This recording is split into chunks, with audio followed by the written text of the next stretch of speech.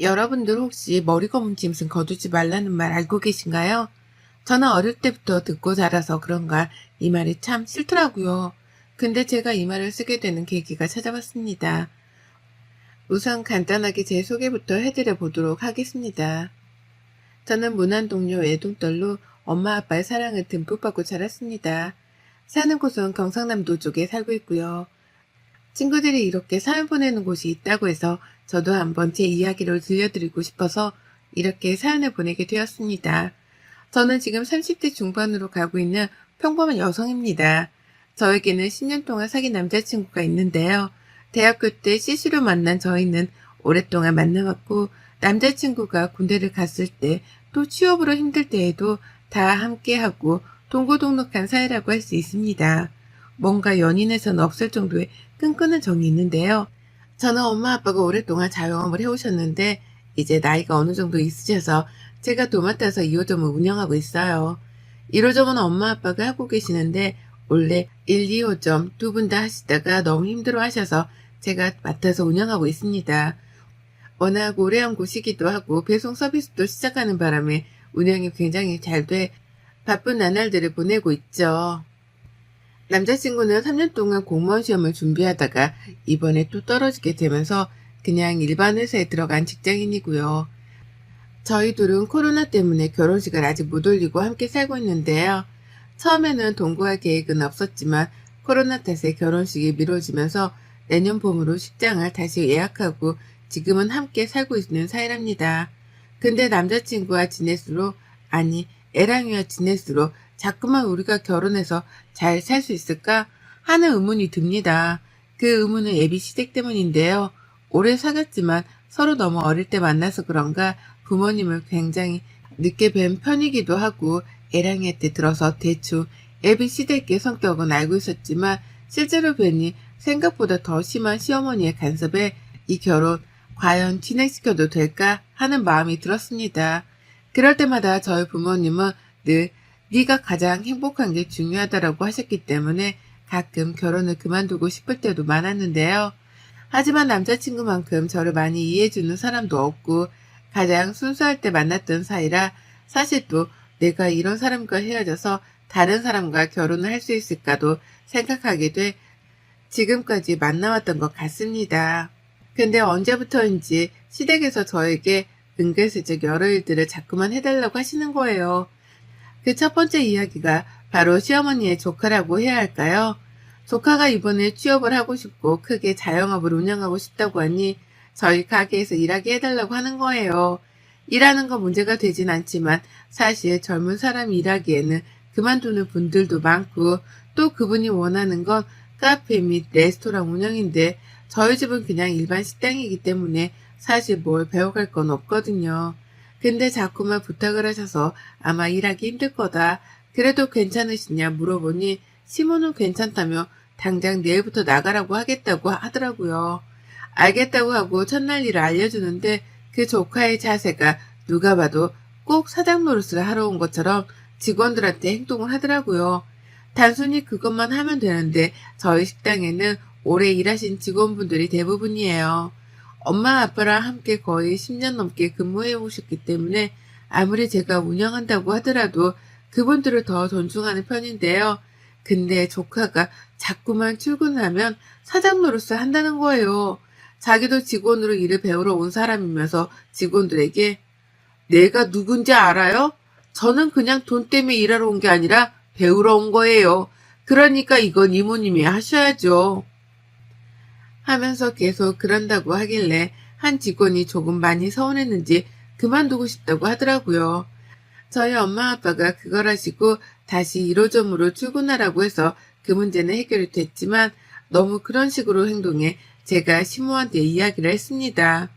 어머님, 혜영이가 자꾸만 출근해서 직원들한테 사장 노릇을 하는데 이러면 일을 못할 것 같아요. 예, 그럼 당연히 그 직원들보다 혜영이가 높잖니. 어머님, 그런 말씀이 어딨어요. 누가 높고 그런 게 없어요. 저희는 그냥 다 같이 일하는 사람들인 거예요. 하여튼 자꾸 이러면 저 같이 일 못하니까 그런 줄 아세요? 하고 저도 기분이 나빠 전화를 끊었습니다. 그러고 한 달도 안 돼서 그냥 월급 주고 이 정도면 됐다고 다른 데 가서도 일해보라고 내보냈습니다. 그리고 예랑이한테 시어머니가 이런 부탁 이제 하지 말라고 하라고 단단히 이야기를 해두었는데요. 이게 바로 제가 시댁에서 겪은 정말 어이없는 일이에요. 근데 이것만 들어도 많은 분들이 헉 하시는데 사실 오늘 사연 보내드린 이야기는 바로 그 다음번에 발생한 일인데요. 저희 엄마가 오랫동안 당뇨진을 알아오셨는데 그동안 관리하느라 괜찮으셨거든요. 근데 더 관리가 필요할 것 같다는 병원의 상담으로 인해 1호점을 엄마 아빠가 잠시 쉬고 싶다고 말해 저보고 둘 다 관리해보라고 하더라고요. 처음에는 조금 그랬지만 그래도 엄마가 빨리 낫길 바라는 마음에서 직원도 한두 명 정도 더 고용하고 본격적으로 제가 운영을 시작했죠. 생각보다 어렵지 않아서 더 열심히 했습니다. 근데 성수기철이 되면서 손님들이 급격하게 늘어나면서 혼자 운영 관리가 너무 힘들 것 같은 거예요. 그래서 어떻게 해야 하던 찰나에 시어머니가 이 소식을 또 어디서 들었는지 그럼 자기가 2호점을 한번 운영해 보겠다고 하시더라고요. 처음에는 안 된다. 애랑이한테도 그건 안 된다. 뭐하러 그러냐. 일도 안 해보신 분이라고 했는데 계속 전화로 저를 설득해서 엄마 아빠 거니까 제가 물어보고 말씀드리겠다고 했습니다. 엄마 아빠한테 물어보니 오랫동안도 아니고 잠깐이고 또 가족이니까 더 잘해주지 않겠냐면서 월급은 더 많이 챙겨주라면서 이야기를 먼저 해주셔서 시어머니한테 알겠다고 했습니다. 그 이후 저는 1호점, 시어머니는 2호점에서 근무를 하게 되었는데요. 생각보다 2호점 매출이 많이 올라가고 시어머니가 손님들을 상대로 굉장히 잘하더라고요. 괜히 제가 시자 들어간다고 오해했나 싶기도 하더라고요. 열심히 하시는 만큼 저도 두둑히 어머님 용돈이랑 월급도 챙겨드리고 계시는 동안 부족함 없이 해드렸다고 생각했습니다. 근데 엄마 아빠가 이제 복귀하시면서 제가 다시 2호점으로 가면서 시어머니도 곧 그만둬야 하는 상황이었는데요. 또 열심히 하시는 모습을 보니 바로 그만두라고 하기가 그럴 것 같아 우선은 제가 2호점으로 복귀할 때까지 어머님한테 점포를 맡겨두었습니다. 매출도 오르고 하니 저도 어머니께 굉장히 감사하더라고요. 자기 일처럼 또 해주시는 모습에 감사드리기도 하고요. 그리고 엄마 아빠는 한두 달 정도 뒤에 바로 복귀를 하셨고 시어머니에게도 이 소식과 함께 이제 그만 쉬어도 되신다고 제가 왔다 갔다 하겠다고 말씀드렸는데도 불구하고 자꾸만 더 일하고 싶다는 생각을 내비치더라고요. 근데 사실 2호점은 1호점보다 더 작기 때문에 그 공간의 동선 배치가 가장 중요한데요. 그래서 그렇게 많은 직원들까지 필요 없어 어머님께는 이번 달까지만 나와달라 말씀드리고 마무리를 했습니다. 그리고 며칠 후에 갑자기 엄마가 일하시다 쓰러지시는 바람에 정말 놀랐고 다행히도 문제점을 발견해서 당분간은 입원해 있어야 한다고 했는데요. 아빠도 엄마 곁에 있어야 한 터라 어머님이 다시 2호점을 맡아주셔야 했고 죄송한 말씀이지만 자초지종을 설명드렸습니다. 그 뒤로 엄마 아빠는 생각보다 퇴원이 늦어지게 되기도 하고 당분간은 좀 쉬시고 싶다고 해서 제가 운영을 본격적으로 하기 시작했습니다. 둘 다 매출도 많이 오르고 어머님도 일이 재밌다고 하시더라고요. 근데 언제부터인가 어머님의 태도가 조금은 달라지기 시작했어요.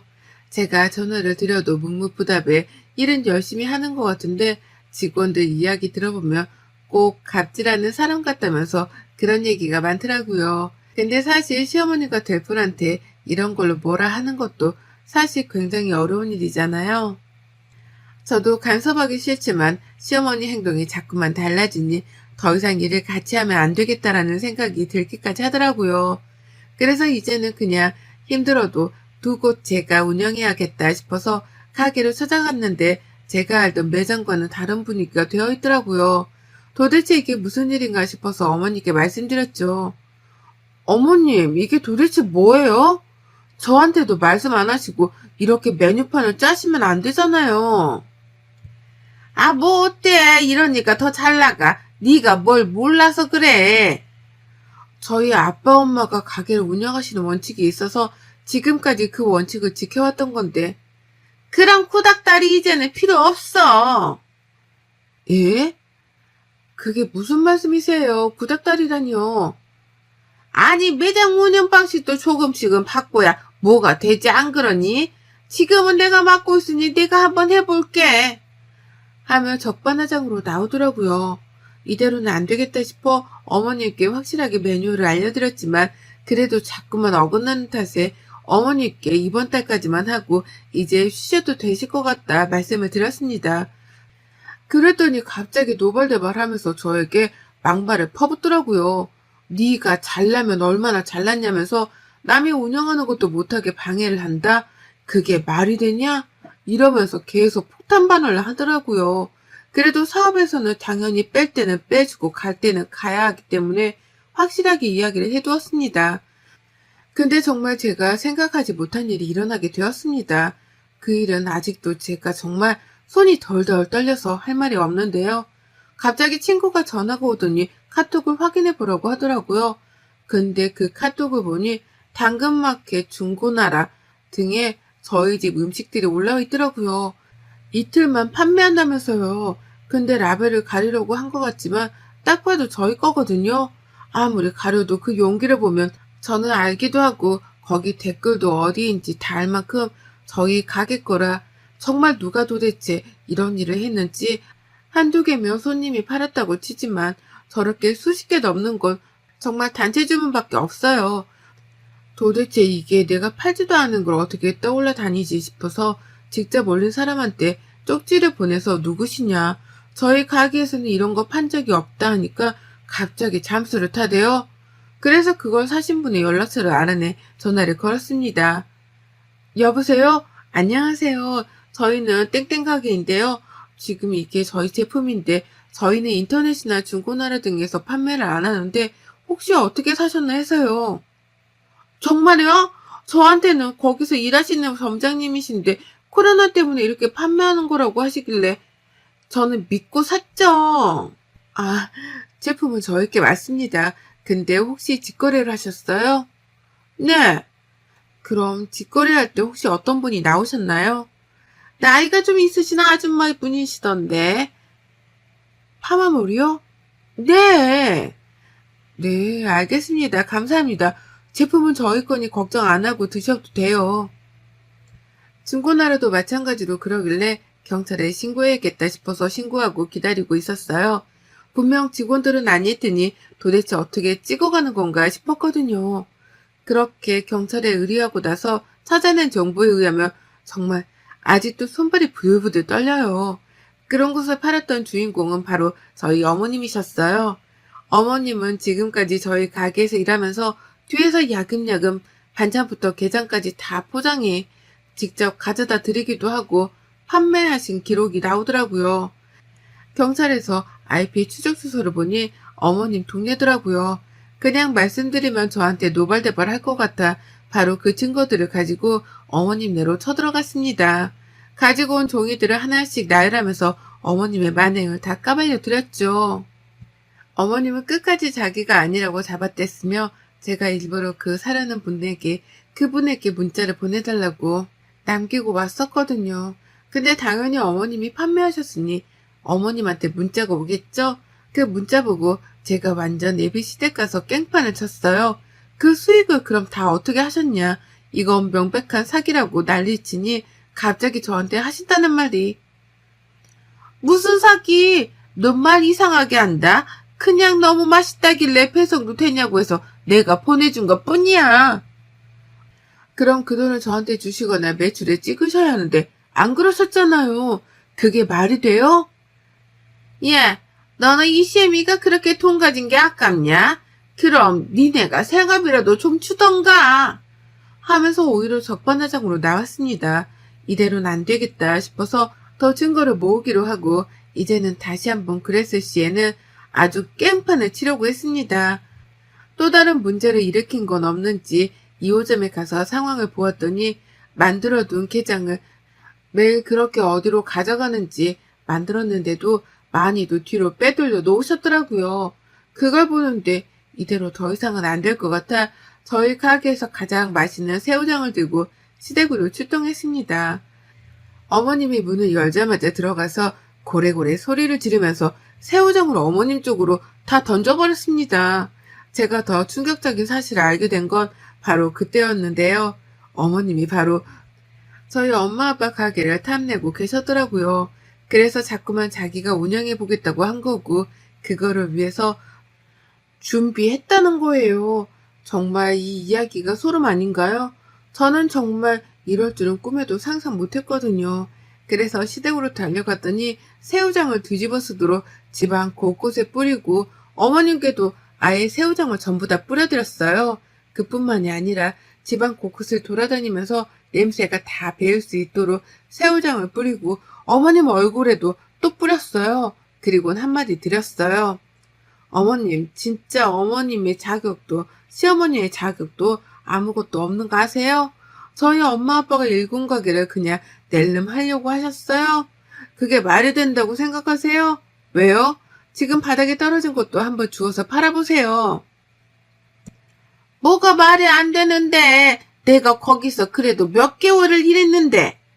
일은 안 하고 주방에 피해는 많이 주고 아예 제품들을 다 뒤로 빼돌려서 팔고 이게 사기꾼이 아니고 뭐세요? 뭐? 뭐 사기꾼? 너 아주 가정교육을 어떻게 받은 거니? 이렇게 뻔뻔하게 나오실 줄 알고 저 벌써 소송할 거 다 준비했으니 준비하세요. 돈 좀 두둑혀. 제가 보기엔 저희 제품 팔아서 돈 많이 버신 것 같은데요. 야! 하길래 저도 같이. 왜? 제가 어머님 그거 판매할 때 얼마 정도 버셨는지 모를 것 같아요. 제가 봐도 정말 2, 300개는 팔았더라고요. 그 정도면 대충 가격이 이렇게 나오는데 그 비용이랑 피해보상금까지 받아야 할 것 같아요. 남의 돈 쓴 죄까지 써서요. 너 얘가 정말 무서운 애구나. CM이가 돈 좀 없어서 빌렸다. 그게 그렇게 안 입고 없냐 너는? 안 입고 온 게 아니라 상식적으로 남의 제품을 말도 없이 뒤에서 파는 게 맞다고 생각하세요? 아니 그게 잘못되었는데.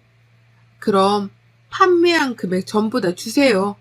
뭐하러? 내가 판 건데. 라며 뻔뻔하게 나오셨고 아무래도 말로는 안 될 것 같아 법으로 해결한다고 했습니다. 그 뒤로 남자친구 애랑이에게 이별을 구했고요. 애랑이는 울며불며 저에게 매달리지만 저는 월골조차 보고 싶지가 않더라고요. 또 집 때문에 혼인신고는 벌써 한 상태라 졸지에 이혼녀가 되어야겠지만 도저히 어머님은 용서할 수가 없더라고요. 그 뒤로 소송을 저는 시작했습니다. 어머님과 애비 남편이었죠. 저보고 너무한다 했지만 저는 아랑곳하지 않고 준비했습니다. 지금까지 저희 물건으로 뒤로 돈 번 것부터 시작해서 저 몰래 저희 엄마 아빠 가게를 탐내었던 것들을 전부 다 소송에 이야기하기로 했고 어머님은 끝까지 인정 안 하시더라고요. 가장 비싼 변호사로 끝까지 밀어붙이니 그때 저보고 독한 년이라고 침을 탁 뱉으시더라고요. 그래서 저도 똑같이 어머님한테 침을 뱉어드렸어요. 아이고 그렇게 하시면 제가 무서울 줄 아셨어요? 천만에 만만이네요. 정말 어머님만 침 뱉고 욕할 줄 아신다고 생각하세요? 너무 바보 같은 생각 아니에요? 눈에는 눈, 이에는 이 하는 것처럼 정말 끝까지 밀어붙이니 어머님이 이제서야 저희 집으로 찾아와 싹싹 비네요. 그래서 제가 한마디 해줬죠. 왜요? 눈에 뵈는 게 없어서 저한테 난리치더니 돈 더 많이 낼까봐 이제 와서 합의요? 어림없죠 진짜. 애기야 진짜 미안하다. 내가 그때는 돈이 필요해서 잠깐 미쳤었나 봐. 그럼 계속 미친 채로 사세요. 저는 멈출 생각 없으니까요. 아, 멈추는 걸 원하시면 꿀꿀 싹싹 비세요. 그럼 한번 생각 정도는 생각이라도 해보죠. 너 이렇게 독하니 언니? 어머님, 제가 독한 사람이면 어머님은 악마예요. 합의금 얘기하자 자기가 지금까지 챙긴 수익금도 다 주겠다고 해서 제가 원하는 만큼 비용을 받았습니다. 그 뒤로 저희 집에 있던 애랑이 짐은 전부 다 한 트럭에서 보내고 합의이혼하고 다시 저의 일상으로 돌아왔습니다. 그리고 애비신랑과 시어머니가 될 뻔한 분은 어떻게 된지 아세요? 지금 집이 경매로 넘어간 상황이라고 합니다. 알고 봤더니 어머님이 주식에 미쳐 돈을 다 끌어다 썼는데 이번에는 대출도 여러 군데서 받아서 그 주식에 다 투자했다고 해요. 그래서 그렇게 돈이 필요한 거였고 뒷거래로 저희 제품들도 가져다 판 거죠. 정말 생각하기도 싫었던 한 해인 만큼 제가 원하는 합의금 받고 이제 발 뻗고 자려고 합니다. 이래서 머리큰 짐승은 거두는 게 힘들다더니 바로 이런 말이 아닐까 싶습니다. 그렇게 저는 다시 솔로가 되었고 엄마 아빠는 한참을 위로하시다가 저보고 이제 행복만을 위해서 살라고 말씀해 주시네요. 이렇게 처음 믿고 사랑했던 사람과 쓸쓸하게 이별을 맞이했지만 이 또한 경험으로 생각하고 앞으로 정말 좋은 남자 시댁을 만날 수 있지 않을까 싶습니다. 이렇게 저의 긴 글을 읽어주신 모든 분들께 참 감사하다는 말씀을 드리고 싶습니다. 오늘은 저의 이야기가 많은 분들에게 공감했으면 좋겠어서 이렇게 보냈는데요. 맥주 마시면서 쓰니까 다시 기억이 떠올라 힘들었네요. 늘 행복한 기억만 가득하세요. 여러분의 생각은 댓글로 남겨주세요. 오늘도 시청해 주셔서 정말 감사합니다.